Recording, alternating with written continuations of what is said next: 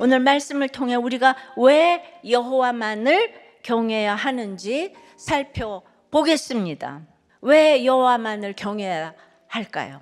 첫째로 자기 숭배의 함정에 빠져 있기 때문이에요. 사람들은 각기 자기의 신상들을 만들어 그것을 섬겼어요. 이제 그들이 또 여호와를 경외했다고 해요. 각기 자기 우상 섬길 건 그대로 하면서 거기에 더해서 또 여호와를 섬겼다는 거예요. 하나님을 그 땅 신, 사마리아 땅의 신으로 여겼기 때문이죠. 이 모든 경외와 섬김의 중심은 결국 자기 자신인 거예요.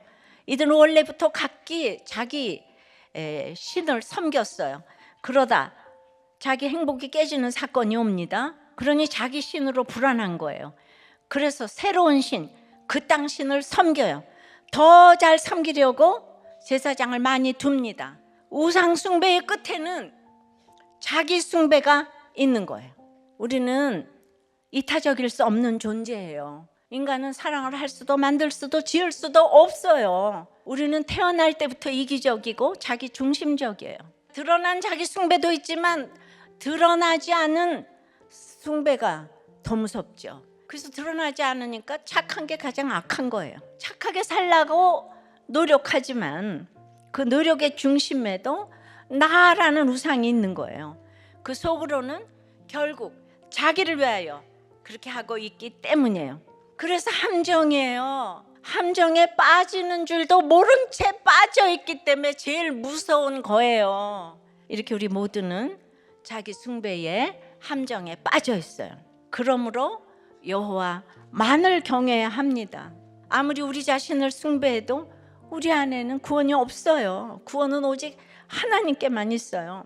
두 번째는 그 함정에서 벗어날 유일한 길이기 때문에 여호와만 경외해야 돼요. 이스라엘이 멸망하고 사마리아가 된 때로부터 최소 160년이 지난 때예요. 자기 우상도 섬기고 여호와도 경외하는 잡탕신앙이 160년도 넘게 이어졌어요.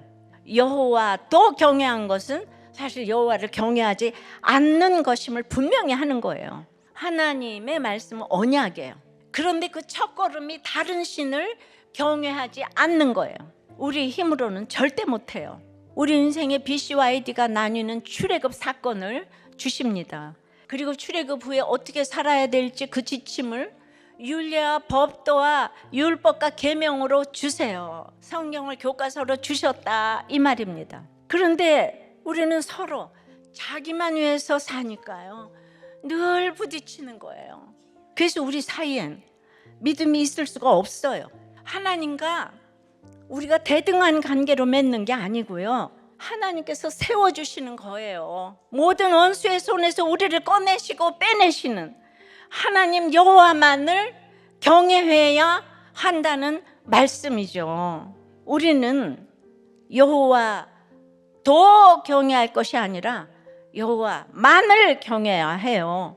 오직 여호와 하나님만이 우리를 죽음에 이르는 죄악의 함정에서 건져내시는 거예요. 세 번째는 천대까지 이르는 은혜의 시작이기 때문이에요.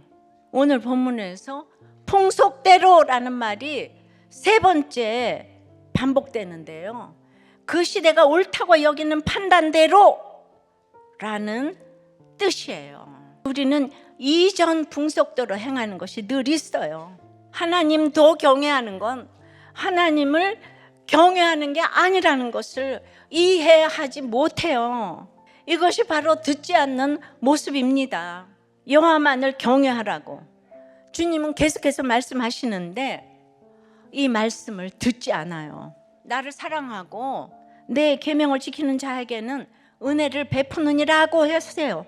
하나님의 계명을 지켜서 여호와만을 경외하는 사람에겐 천대까지 이르는 완전한 은혜를 주신다는 거예요. 주변의 악을 보면서 그래서 나도 망할 수밖에 없다는 것을 아는 것이 천대의 복을 가져오는 시작이라는 것을 알아야 합니다.